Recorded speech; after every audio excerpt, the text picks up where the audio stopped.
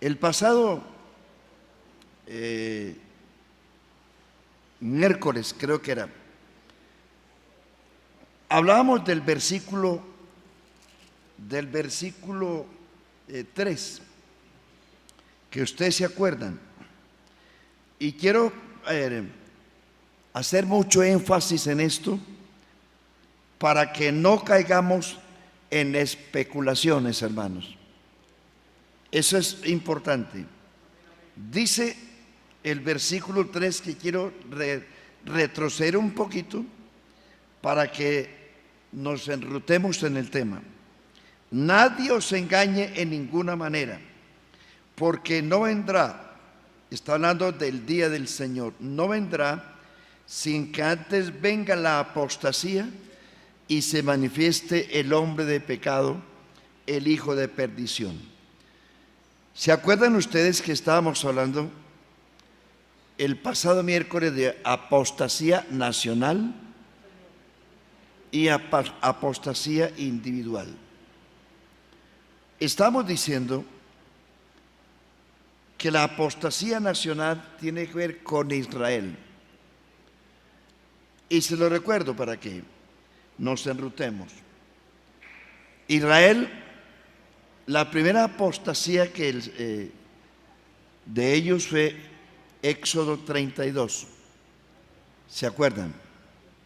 Cuando ellos dejaron de creer en Dios para rendirle culto a un becerro. Luego, en los tiempos del profeta Elías, primer libro de Reyes, capítulo 17 y 18, cuando Israel se descarrió para rendirle culto a Baal. Después, la número 3, cuando el reino se dividió y 10 tribus se fueron al norte y se apartaron del Señor y comenzaron a adorar becerros de oro inducidos por Jeroboam. Y hay muchos casos en el pueblo de Israel. Eso se llama apostasía nacional. Es decir, cuando toda una nación se inclina a adorar ídolos, a adorar al Dios que no conocieron. Apostasía es rebelarse contra el Dios que conoció. Y hablamos de la apostasía individual. Bueno, termino aquí con Israel. Ellos, los israelitas, van a caer de nuevo, toda la nación, van a caer de nuevo al comienzo de la gran tribulación en una apostasía nacional. Por eso dicen, no vendrá, o sea, el Señor no habla del arrebatamiento de la iglesia, sino no vendrá el Señor sin que antes venga la apostasía. Y solo quiero recordarles, y es esto: Israel volverá a caer en una apostasía nacional.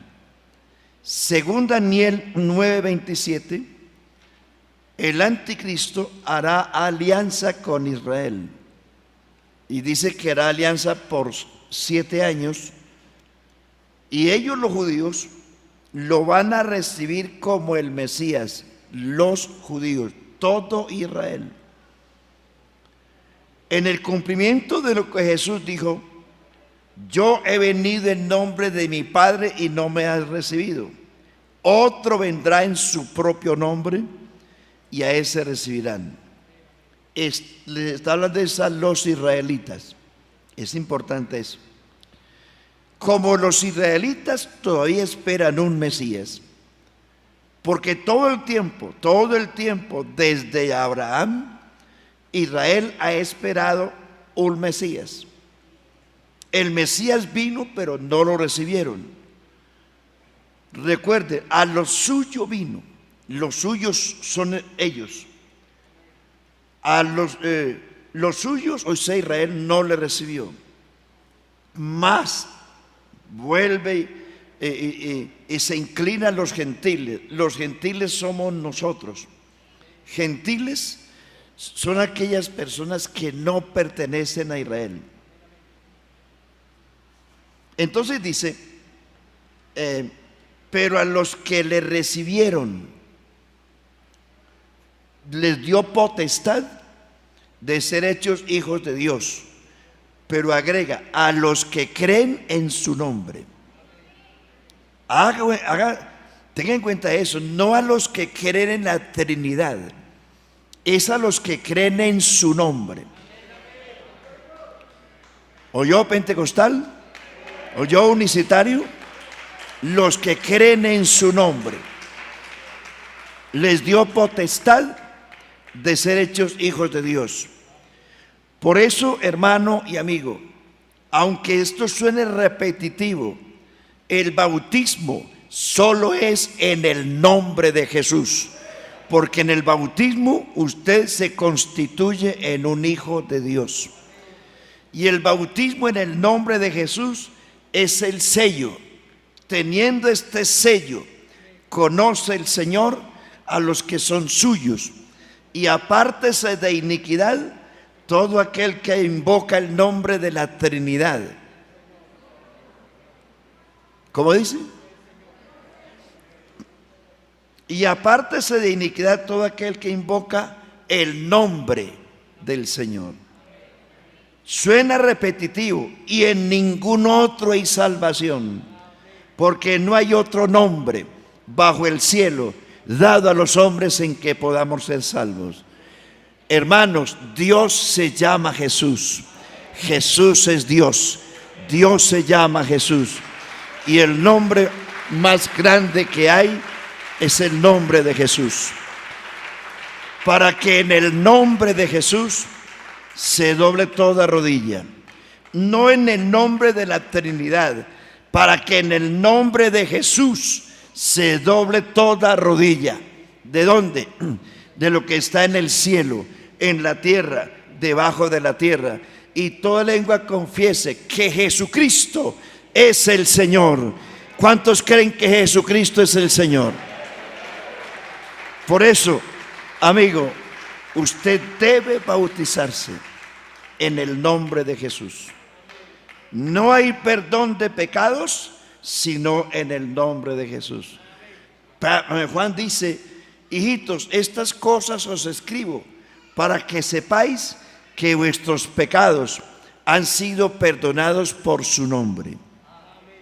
Bueno, entonces los israelitas no recibieron al Mesías. Jesús fue un loco para ellos, fue un bastardo. Jesús para ellos fue hijo de fornicación, fue un demonio, fue príncipe de los demonios para ellos, fue un ser con delirio de grandeza, fue un ser menospreciado. ¿Cómo podía darnos vida un muerto? Es lo que ellos decían. ¿Cómo va a darnos vida un muerto? ¿Cómo puede bendecirnos alguien que fue hecho maldito?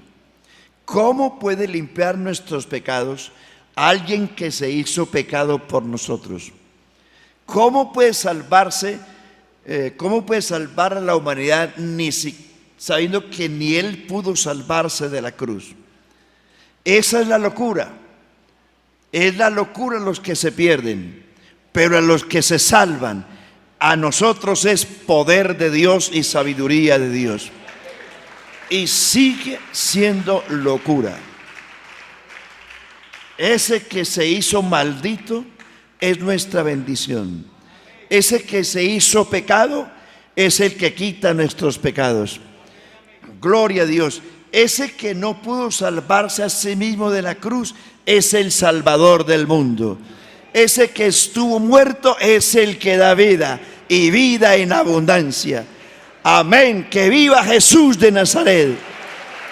Gloria a Dios.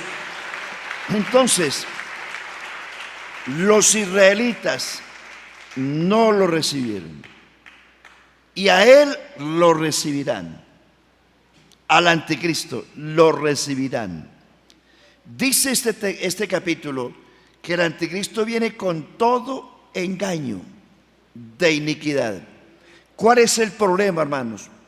que los judíos, mire usted la torpeza de ellos, cuántas cosas hizo Jesús, milagros de toda clase, sí, sanó enfermos, reprendió demonios, bueno, resucitó muertos, calmó los vientos y la tempestad, pero eso no les bastó. Y le dijeron, bueno, si tú eres el Cristo, ¿qué señal nos muestras? Hermano, increíble eso, ¿no? Cuando uno está ciego, no ve. Muéstranos, a ver, si tú eres el Cristo, ¿dónde están tus señales? Muéstranos. Como Jesús sabe todo, y hermano, aquel el que no quiere hacer la voluntad de Dios, Dios lo embrutece. Así es, dele gracias a Dios, porque Dios le abrió a usted el entendimiento para entender el Evangelio. Sí, mire, Dios luchó con Faraón 6, 7 veces. Dios luchó con Faraón, pero finalmente Faraón fue el que se endureció. Se endureció, Dios le abrió el camino a Faraón. Faraón se endureció y luego Dios lo apretó. Ojo, hermano y amigo, que con Dios es así. Muchos amigos escuchan los cultos constantemente, pero no se deciden. Llega el día en que usted va a querer, pero no va a entender. Jesús dijo, el que quiera hacer la voluntad de Dios, conocerá si la doctrina es mía o si yo hablo por mi propia cuenta. Jesús dijo, te alabo, Padre, porque escondiste estas cosas de los sabios y entendidos y se las revelaste a los pequeños. Sí, Padre, porque así te agradó. Jesús dijo, no temáis, manada pequeña, porque a vuestro Padre le ha placido daros el reino. Entonces, hermanos, los israelitas van a hacer pacto con el anticristo. El anticristo los va a engañar, porque el anticristo les va a mostrar señales engañosas, mentirosas, de tal manera, dice la Biblia en Apocalipsis, que hará descender fuego del cielo. Dice, con todo engaño de iniquidad. ¿Por qué? Porque los israelitas estaban buscando las señales de Elías y de Moisés. Por eso ellos decían, muéstranos señales. Ellos decían, bueno, si este es el cumplimiento de la ley y los profetas, Moisés representa la ley y Elías los profetas, entonces si este es el Mesías, debe hacer las señales que Moisés hizo y que Elías hizo. Por eso ellos pedían señales. En el capítulo 6, los judíos se empecinan a discutir con el Señor y le dijeron, mire, ellos tenían 4 cosas para disculparse. Mencionaban mucho a Abraham, nuestro padre Abraham. Luego la samaritana dice, nuestro padre Jacob. Habían 4 personajes para ellos que era la manera con que ellos se ocultaban. Ellos siempre mencionaban a Abraham, a Moisés, a David y a Jacob. Esos 4 personajes, usted los ve en la Biblia, a los judíos reclamándole a Jesús, como quien dice, bueno, tú dices que tú no tienes 50 años y ya viste a Abraham. Jesús les dice, antes que Abraham fuese, yo soy. Y en el capítulo 6 de Juan, ellos le dijeron, mire usted con las señales que pedían. Ellos decían, mire, Moisés nos dio el pan, nos dio pan vivo, pan del cielo, dijeron ellos, pan del cielo. Porque la discusión se centraba en que Jesús les dio comida y ellos dijeron, este es el Moisés. Porque ellos se acordaban que Moisés les dio pan en el desierto por 40 años sin tener que trabajar. Y ustedes conocen la historia. Pero ellos pensaron, llegó Moisés porque les dio comida, en esa ocasión a más de 20,000 personas. Y dijeron, este es el rey, este es el hombre que necesitamos. Y cuando Jesús le dice, no Señor, trabajen trabajad no por la comida que perece, sino por la que a vida eterna permanece, la cual el Hijo del Hombre les dará. Ellos, interpretando mal el sermón, dijeron, eso es lo que queremos, que nos den comida sin mucho esfuerzo. Jesús les dice, la comida que ustedes necesitan es la que descendió del cielo. Yo soy el pan vivo que descendió del cielo. El que come mi carne y bebe mi sangre en mí permanece, y yo le resucitaré en el día postrero. El sermón ahí, la actitud de ellos cambió y dijeron, ¿y este loco qué se está creyendo? ¿Cómo nos va a dar a comer su carne? Jesús hablaba de la muerte, sepultura y resurrección. Jesús dice en Juan 6:51, dice, porque mi carne y mi sangre es la comida que yo daré por la salvación del mundo. Ellos no entendieron. Y le dice, miren, Jesús le dice, como ellos estaban mencionando el pan que Moisés les dio, le dice, miren, Moisés no les dio pan, el que les dio fue Dios. Fue Dios el que hizo descender pan en el desierto. No fue Moisés. No fue Moisés, fue Dios. Porque el único que tiene poder de descender pan del cielo es Dios. No era Moisés. No era Moisés. Moisés era el mensajero, era el profeta. Y quien abrió la peña en el desierto para que bebieran no fue Moisés, fue Cristo. Y todos bebían de la roca que los seguía, y la roca era Cristo. Y le dice, con todo eso, no fue Moisés, sino Dios el que le dio pan. Pero señores, aunque vuestros padres comieron el maná en el desierto, murieron. Todos los que comieron maná en el desierto murieron. Y murieron en el desierto sin entrar a la tierra prometida. Quiere decir que ese pan fue un sustento temporal. Y Jesús les dice, pero el pan que yo les daré no perecerán. Vuestros padres perecieron, pero el pan que yo les doy no perecerán jamás, sino que el pan que yo les doy es para vida eterna. Para vida eterna. Jesús hablaba de su muerte, sepultura y resurrección. Bueno, a lo que yo quiero referirme es que ellos pedían ese tipo de señales. Fuego del cielo. ¿Se acuerdan ustedes que Juan y Santiago le dijeron a Jesús cuando en un lugar no lo quisieron recibir? Dijeron, Señor, ¿por qué no envías, por qué no hacen descender fuego y consuma a estos sinvergüenzas? ¿Se acuerdan? Porque eso es lo que ellos estaban buscando. A ver, el pan que llueva en abundancia, que venga fuego, porque buscaban ese tipo de señales. Y Jesús les dice, ustedes no saben de qué espíritu son, porque el Hijo del Hombre no vino para perder las almas, sino para salvarlas. Ahora, cuando Jesús, mire usted como cuando, por eso Jesús les habló en parábolas. Las parábolas no las entendieron, pero a los discípulos les habló claramente. Jesús nos habla a usted y a mí claramente. No nos habla por parábolas, porque usted es una persona que está puesta para hacer la voluntad de Dios. Eso espero, que usted quiera hacer la voluntad de Dios. Y Jesús les dice, mire, señal a ustedes no les será dada, sino la señal del profeta Jonás. Y Jonás, pero ¿cómo así la señal de Jonás?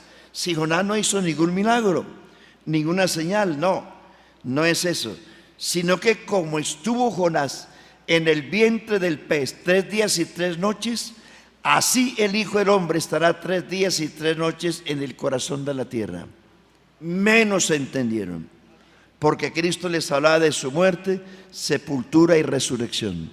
Jesús estuvo 72 horas en el corazón de la tierra, pero del corazón de la tierra se levantó vivo y vive para siempre. Gloria a Dios.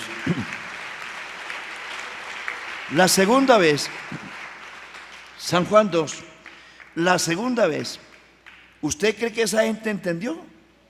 No, está loco. La segunda vez, cuando Jesús purifica el templo que les dio Pablo a todos, ellos dijeron, bueno, si tú haces esto, ¿qué señal nos muestras? ¿Cómo te atreves? ¿Qué señal nos haces? ¿Qué señal nos muestras?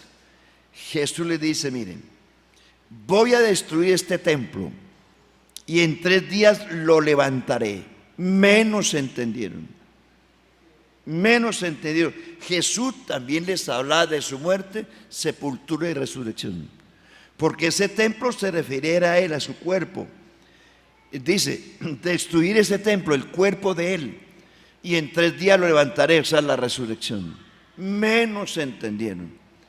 Y la gente sigue sin entender que la razón de ser del evangelio es la resurrección de Cristo. Filósofos, ateos, pensadores, gobiernos, imperios, papas, pontífices, gobernantes del mundo han querido desvirtuar la resurrección de Cristo. Porque si el diablo es capaz de desvirtuar la resurrección de Cristo, esto se acaba. Pero no ha podido. En 2000 años el diablo con todos sus ejércitos no ha podido desvirtuar la resurrección de Cristo. No ha podido ni puede, porque hay una iglesia que da testimonio que Cristo vive. Usted y yo somos el testimonio de su muerte y resurrección. Los israelitas van a recibir al anticristo, no a Jesús, porque ellos están esperando un Mesías. Y el anticristo se va a aprovechar de ello, porque como buscan un tipo que les haga señales, no las que Jesús hizo, sino que las que ellos querían, el anticristo les va a hacer esas señales. Por eso dice, con todo engaño de iniquidad. Les hará creer, pero como dice, con todo engaño. No será cierto, será un engaño. Pero la Biblia dice, el Dios de este siglo cegó el entendimiento de los incrédulos para que no le resplandezca la luz del evangelio. El Dios de este siglo se llama Satanás. Por eso, amigo, que Dios lo ayude a entender y que Dios le abra el entendimiento. Porque el Dios de este siglo, llamado Satanás, cegó el entendimiento de los incrédulos para que no le resplandezca la luz del evangelio. Mire, hay 2 figuras importantes que representan Israel y la iglesia. Uno que se llamó Tomás, dijo, Juan Jesús de Nazaret, cuando los apóstoles le dijeron, hemos visto al Señor, está vivo, ha resucitado. ¡Qué va, hombre! Si yo no veo las señales, oiga, mire cómo piden señales, las señales de los clavos en sus manos y en su costado, no creeré. No creyó hasta que Jesús se le apareció vivo. Cuando Jesús traspasó las puertas y los muros donde estaban los discípulos reunidos, ¿cuál fue? ¿A quién se dirigió primero? A Tomás. Venga, joven, usted dijo que esto era cuento. Venga, meta el dedo aquí, meta la mano si quiere, para que sepa que yo fui el que estuve en la cruz y estoy vivo. ¿Qué tuvo que hacer Tomás? De rodillas se tiró al piso diciendo, Señor mío y Dios mío. ¿Qué hicieron los demás? Habían creído. Habían creído. Esa es una figura. Israel no va a creer en el Mesías, sino cuando vean, según Zacarías capítulo 12, cuando vean las heridas de Jesús en su costado al final de la gran tribulación.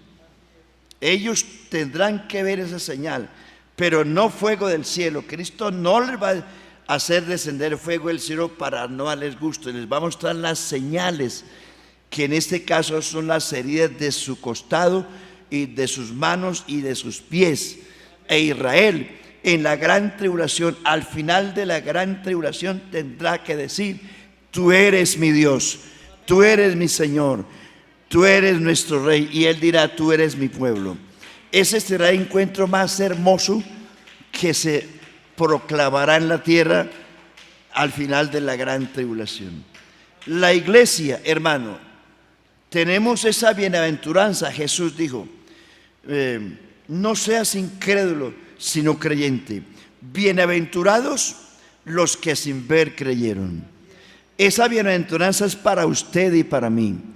No hemos visto al Señor en persona, no hemos visto lo que ellos vieron, pero creemos en Él. No lo hemos visto, pero sí lo hemos sentido. Nuestras vidas cambiadas son un testimonio de que Jesús sí existe. Su vida cambiada, lo que usted y yo éramos, no haríamos nada. Pero mi vida y la suya, aunque no hemos visto al Señor en persona, sí damos testimonio de que Cristo vive. ¿Siente usted el gozo de la salvación? Yo creo que sí. ¿Siente que el Señor le perdonó sus pecados? ¿Se siente una nueva criatura? ¿Está contento con el Señor? ¿Está gozoso en el Señor? ¿Siente paz con Él? Claro que sí. Entonces, dejemos a Israel allí y centremos en el otro versículo. Dice que el anticristo en la gran tribulación se opone a todo lo que se llama Dios. Aquí es llamado el hombre de pecado, el hijo de perdición. Se opone a Dios y se exalta a sí mismo como Dios, haciéndose pasar por Dios, tanto que se sienta en el templo de Dios para que la humanidad le rinda culto. Y ojo, hermano, que aquellos, uno puede con dolor decir, en nuestras iglesias han habido un número de personas que se han ido de la iglesia. Muchos sirvieron en el altar, predicaron, hablaron en lenguas, sintieron la presencia de Dios. Hoy muchos de ellos están afuera, apostatando. Y cuando yo hablo de la apostasía individual, son la gente. En el inconverso no se llama apostasía, porque el inconverso peca por ignorancia. El inconverso puede decir lo que quiera y Dios se lo cobra, claro que sí, pero no es apostasía. El apóstol Pablo dice: miren, yo fui rebelde, blasfemo, desobediente, etcétera, etcétera, pero lo hice en ignorancia, por ignorancia. Pero cuando un cristiano conoce el Evangelio, se bautiza en el nombre de Jesús, ha sentido la presencia de Dios, y muchos de ellos han servido en la iglesia, y hoy están al otro lado, a la otra orilla, tirándole piedras a la iglesia, diciendo que Dios no existe. De aquí se han ido algunos creyendo en el famoso secularismo, el humanismo. El diablo los ha enredado y ahora se creen que Dios no existe. Aquí predicaron la palabra de Dios con denuedo. Hoy algunos de ellos están afuera en fornicación y adulterio y están diciendo Dios no existe. Se metieron a un grupito por ahí, disque de superación, y en la famosa superación fue que el diablo los enredó. Y dicen que ya no existe, que uno mismo puede defenderse solo, que que uno mismo es Dios, uno mismo puede formar su futuro, etcétera, etcétera, sin Dios. ¿Qué cuento de Biblia? ¿Qué cuento de Dios? ¿Qué cuento de iglesia? Nada de eso. Y estuvieron aquí predicando, pero hoy están en la otra orilla tirándole piedras a la doctrina, a la iglesia y al Cristo que sintieron aquí, al Cristo que predicaron aquí y que muchas veces hablaron lenguas aquí. Hoy están a la otra orilla tirándole piedras a la iglesia, blasfemando contra el Cristo que los salvó un día. Esos son apóstatas. del Nuevo Testamento. Ese tipo de personas nunca volverán a la iglesia, nunca volverán, porque la persona que hace eso blasfema contra la iglesia, y me detengo aquí, el que blasfema contra la iglesia lo hace contra Dios, porque Jesús dice: el que a vosotros oye, a mí me oye; el que a vosotros no oye, a mí no me oye. Y dice la Biblia, en el caso de Saulo de Tarso: Saulo, Saulo, ¿por qué me persigues? ¿Cuál fue la respuesta de Saulo? ¿Quién eres, Señor? Jesús responde: yo soy Jesús, a quien tú persigues. Dura cosa te es dar cosas contra el aguijón. Dios le dice: Saulo, no te metas con la iglesia. Ese grupo de personas, para ti simples, sencillos, por esa iglesia yo entregué mi vida en la cruz del Calvario. Esa iglesia tiene un precio grande, muy grande. Contra esa iglesia no hay brujo, ni sortílego, ni hechicero, ni encantador, ni adivino. Esa iglesia la bendije yo. Esa iglesia es el precio que yo pagué en la cruz del Calvario. Y le dice: Saulo, no te metas. Aquí, como nos ven, sencillos, a veces desplazados de la sociedad, pero no importa, hermanos, somos el cuerpo de Cristo, somos la iglesia del Dios viviente, columna y baluarte de la verdad. Tenemos quien nos defienda, tenemos quien nos ayude. El que habita al abrigo del Altísimo mora bajo la sombra del Omnipotente, porque Él es mi pastor y nada me faltará. Y aunque ande en valle de sombra de muerte, no temeré mal alguno, porque tú estarás conmigo. Amén. Porque Él me esconderá en su tabernáculo en el día del mal. Me pondrá mis pies sobre peña y enderezará mis pasos. Y aunque mi padre y mi madre me dejaran, con todo Jehová me recogerá. Amén. Porque tú eres mi Dios. Porque tú eres mi Dios.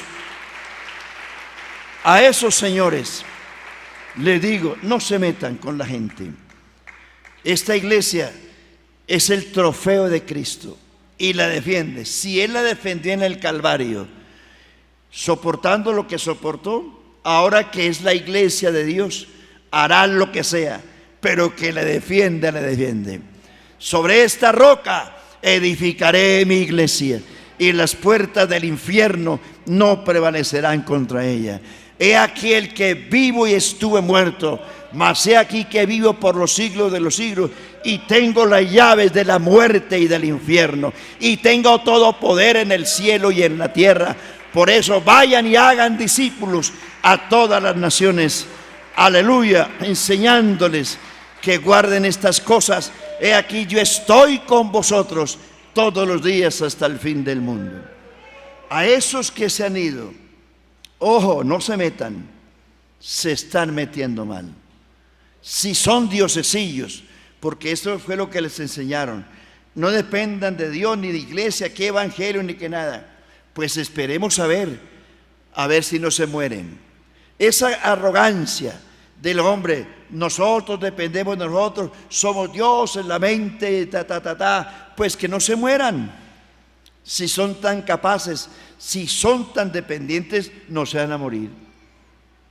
Pero hemos visto y oído que se han muerto filósofos, ateos, pontífices, emperadores, faraones, Nabucodonosores, se han muerto y están en el polvo de la tierra. Quiere decir que hay uno que manda en el cielo y en la tierra. Ese es Jesucristo. Gloria a Dios. Entonces, hermano, mire, dice el verso 6: y ahora vosotros sabéis lo que lo detiene. ¿Qué es lo que detiene al anticristo? A fin de que a su debido tiempo se manifieste. Aquí es donde nos detengamos un poquito.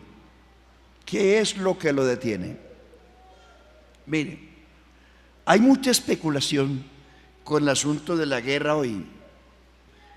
Ya muchos dicen, y usted escucha un montón de predicadores, youtubers, diciendo, se vino la Tercera Guerra Mundial.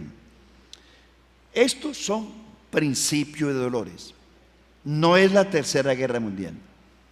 Entre tanto que la iglesia esté aquí, el anticristo es el que va a desencadenar la Tercera Guerra Mundial. Y quienes van a ser los protagonistas en la Tercera Guerra Mundial va a ser Rusia, China, Estados Unidos e Israel. Tenga en cuenta eso. La chispa se prende cuando Israel se sacuda. ¿Cuándo se sacude Israel? Cuando se dé cuenta que el anticristo los engañó. Pero antes de eso, la iglesia tiene que ser arrebatada. Nosotros sí nos toca algún coletazo, pero no la gran tribulación. Fíjese usted que estamos cumpliendo 2 años de pandemia y nos tocó a todos. Aquí no podemos decir que a todos nos tocó, pero estamos aquí porque a nosotros no nos tocó. Dios nos guardó. Usted y yo somos un milagro. Somos un milagro. Amén. ¿Cómo se siente usted, hermano? ¿Cree que es un milagro?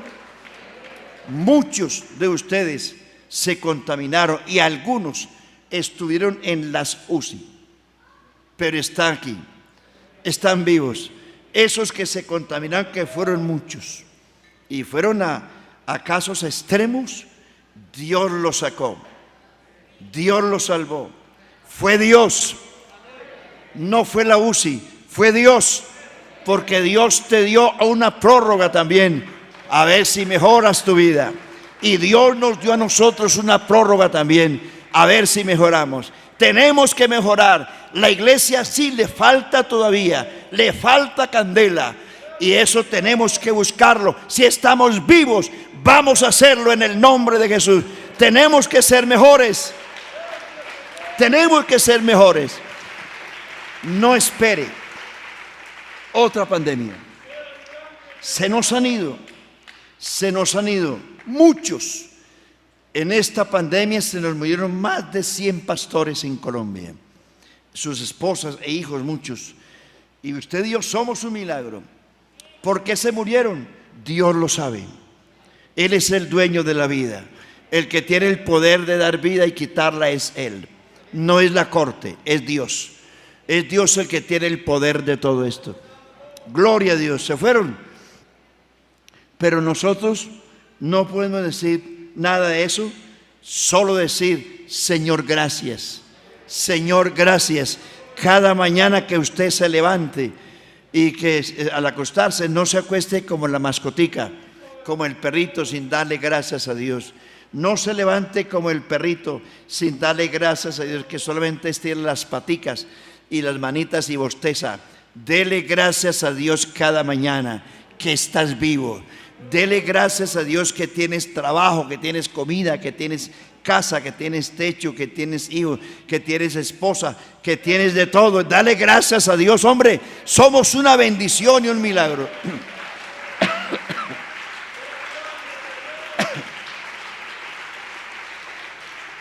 ¿Qué es lo que detiene? Porque la gran tribulación es una cosa nunca vista. Jesús dijo, será un tiempo que nunca ha acontecido, ni volverá. Será terrible. Hoy tenemos unos asomos, porque alguien se cree rey del planeta y quiere parar a todo el mundo.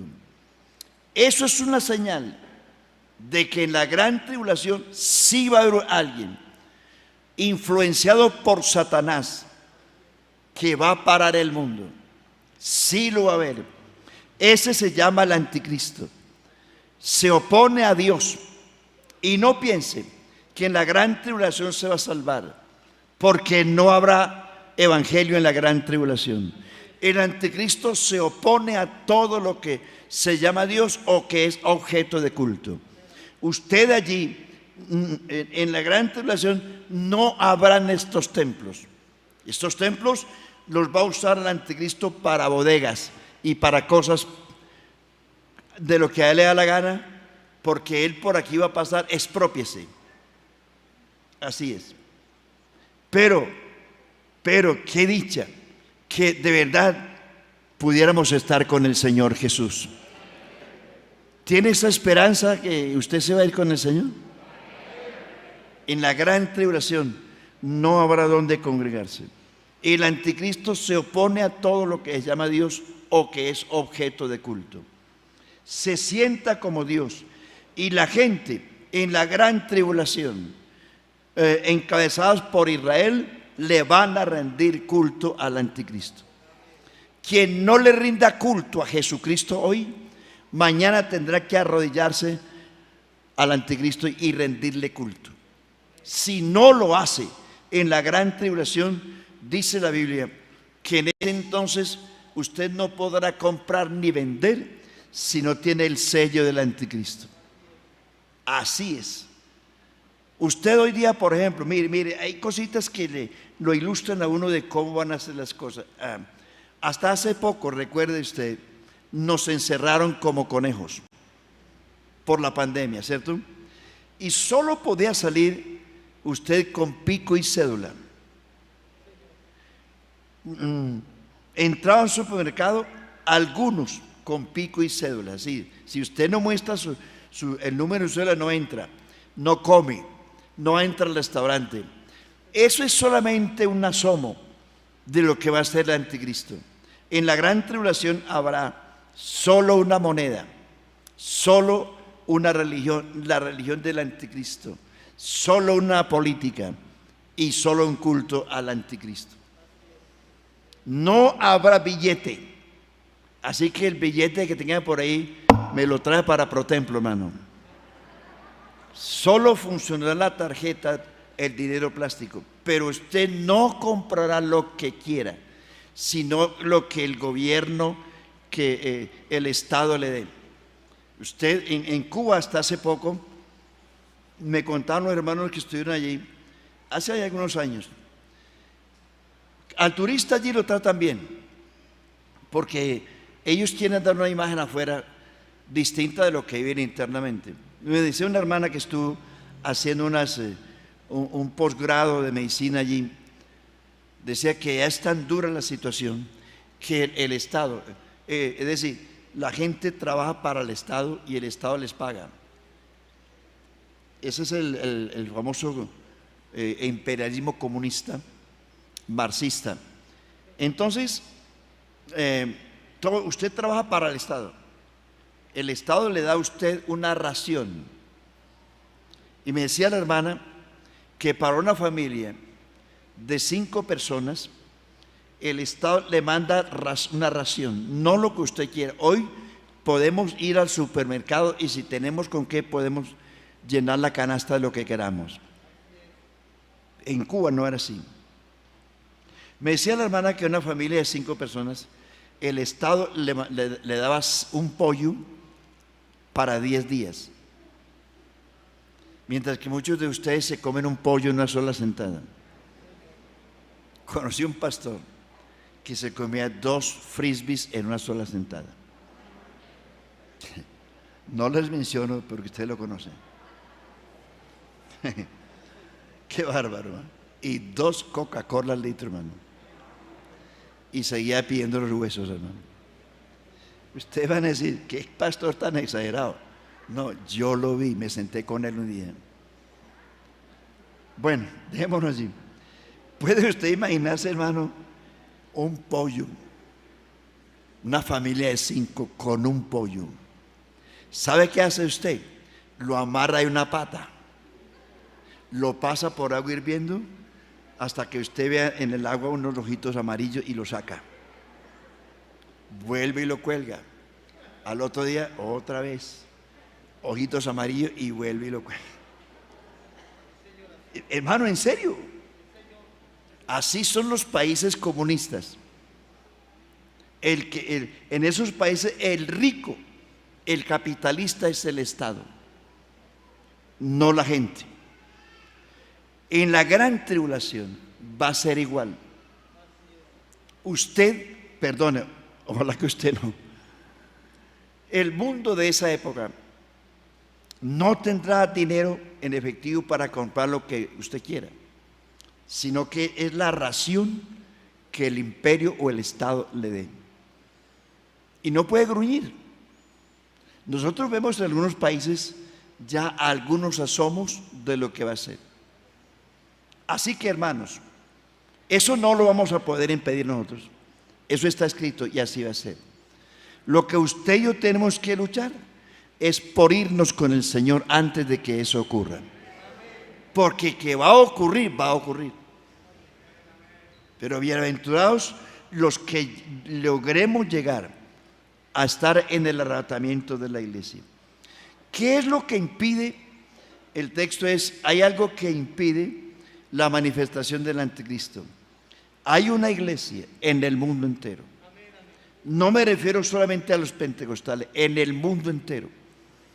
Hay una iglesia del nombre en todo el mundo, que nosotros no la conocemos, pero que la hay, la hay. Hay en el mundo una iglesia, que esa iglesia se llama la sal de la tierra. ¿Por qué? ¿Qué es lo que impide la llegada del anticristo? La iglesia. Mientras la iglesia esté aquí, el Espíritu Santo estará aquí. El día que la iglesia se vaya, el Espíritu Santo se va con la iglesia. Porque en la gran tribulación quien va a imperar es el diablo. Y el diablo y Dios no caminan juntos. ¿Y qué va a suceder? Dios le va a dejar este mundo al diablo. Por eso dice la Biblia que Dios les envía un poder engañoso. No es que Dios no pueda controlarlo, claro que sí, pero por castigo. Dice, Dios les envía un poder engañoso para que crean la mentira, a fin de que sean condenados todos aquellos que no quisieron recibir el amor de la verdad para ser salvos. Entonces, amigo y hermano, hoy o adora a Cristo hoy bajo su misericordia y su gracia, y usted disfrutará de la abundancia de pan, de salud, de bendición. Tenemos libertad, gracias a Dios. Si usted le sirve a Cristo hoy, disfrutará hoy y disfrutará de la venida del Señor. Si no le sirve a Cristo hoy, mañana le estará rindiendo culto al anticristo. El anticristo es el diablo humanado. Así como, porque el principal imitador de Dios es el diablo. La Biblia dice que Satanás tiene templo. La Biblia dice que Satanás es el príncipe de este mundo. La Biblia dice que Satanás tiene ministros y se disfraza como ángel de luz. Él es el imitador, y como él sabe que Dios se hizo carne y estuvo entre nosotros, entonces Satanás va a hacer lo mismo.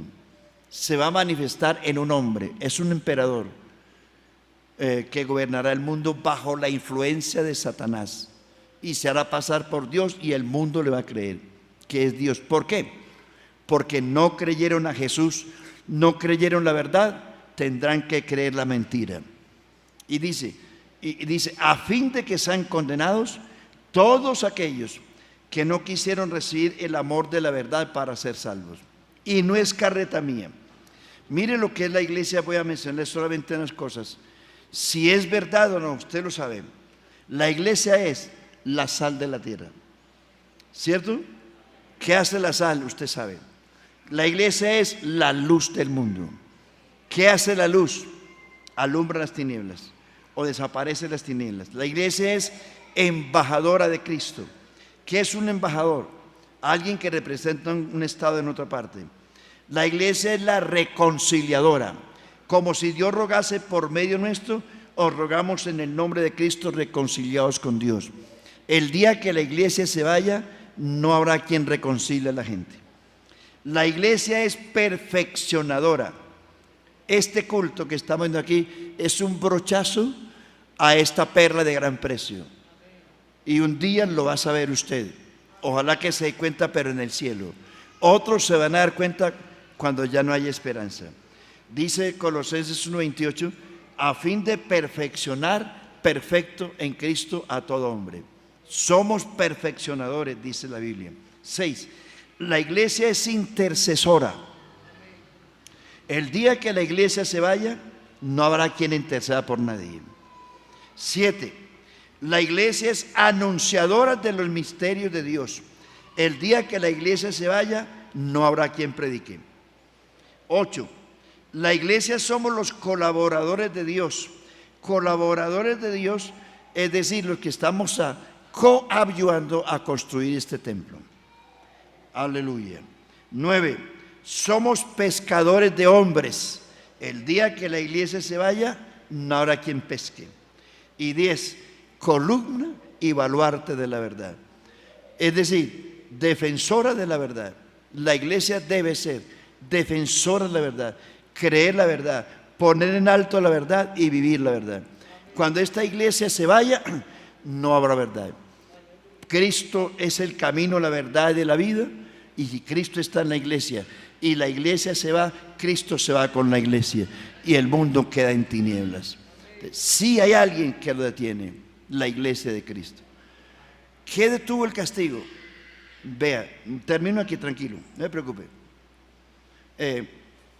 Dios soportó los antediluvianos 120 años. Primero porque estaba preparando una familia para esconderla. Cuando vino el cumplimiento del tiempo, vino el diluvio.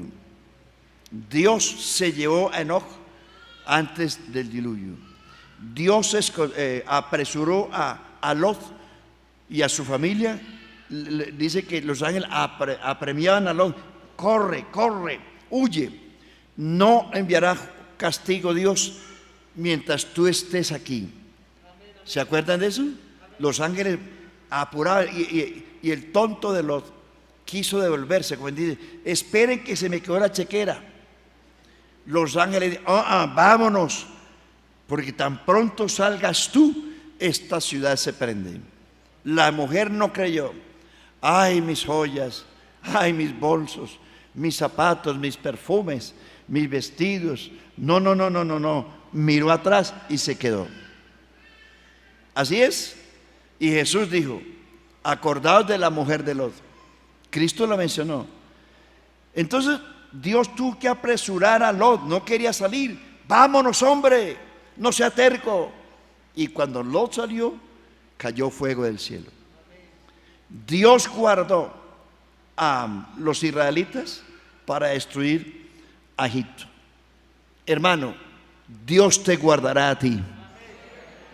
Dios te guardará a ti y te va a esconder. Escóndete un poquito entre tanto que pasa la indignación. Apocalipsis 3:10: por cuanto has guardado la palabra de mi paciencia, yo también te guardaré de la hora de prueba que ha de venir sobre los moradores del mundo. Siéntase honrado, orgulloso de que saber que usted y yo, como intercesores, estamos deteniendo la furia del diablo, porque esta es la iglesia del Dios viviente, columna y apoyo de la verdad. Hermanos, a portarnos bien. Manéjate bien, pórtate bien donde estés. Sé consagrado, ora persistentemente, dale gracias a Dios. No des mal testimonio, porque te vas a quedar. Si das mal testimonio, te vas a perder. El Señor nos bendiga, hermanos. Estemos de pies, por favor.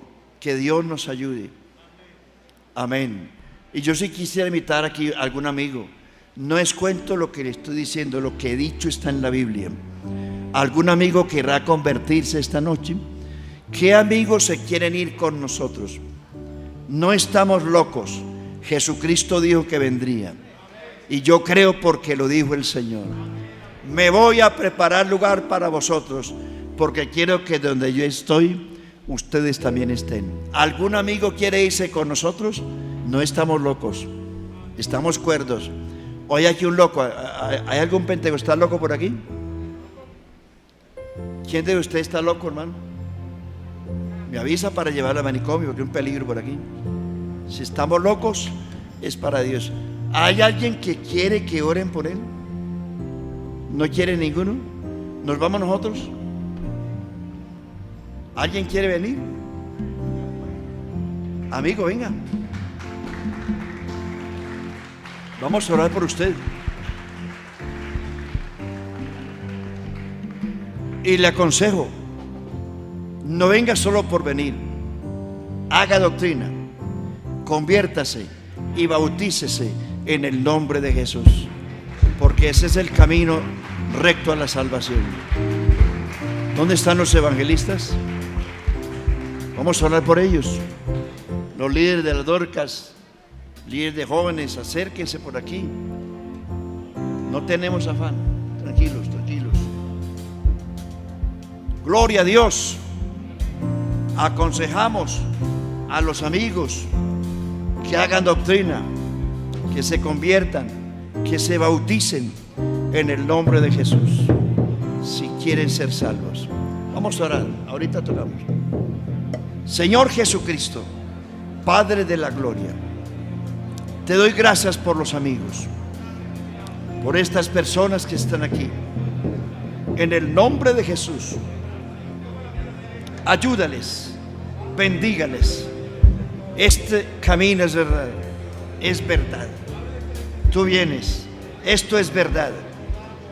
Hay alguien que detiene la furia del anticristo, la iglesia intercesora, la iglesia reconciliadora, la iglesia pescadores de hombres, la iglesia perfeccionadora, la iglesia que colabora en la construcción de este edificio. Señor Jesús, danos unción, danos poder, danos más vida, danos avivamiento, Señor, para llegar a las almas, para que muchos se conviertan, para que la iglesia sea mejor cada día, que seamos mejores cada día. Señor, ayúdanos, ayúdanos. El camino se torna a veces difícil, pero con tu ayuda, Señor, porque tú eres mi pastor, tú eres mi Dios, mi Salvador, mi alto refugio. No temeré lo que pueda hacer el hombre, no temeremos al maligno. Estamos en tus manos, estamos blindados por la sangre de Jesús. Tu nombre, Señor, es el sello de nuestra herencia. Aquí estamos. Guarda tu iglesia, guarda a mis hermanos de la apostasía, guárdanos de cometer pecado, de hacer obras malas. Te esperamos, Señor, te esperamos, Señor. Queremos salvarnos, queremos irnos contigo, Señor. No hay otra alternativa. El mundo va de mal en peor, pero la iglesia se prepara, este pueblo se prepara, porque tenemos la esperanza de la vida eterna. En el nombre de Jesús, guarda a mis hermanos, llévalos en paz a sus hogares, guárdalos en sus trabajos, en sus casas, en el colegio, en la universidad. Guárdalos, guárdalos de todo mal, de toda adversidad, en el nombre de Jesús. Gloria a Dios. Amén. Dios les bendiga, hermanos.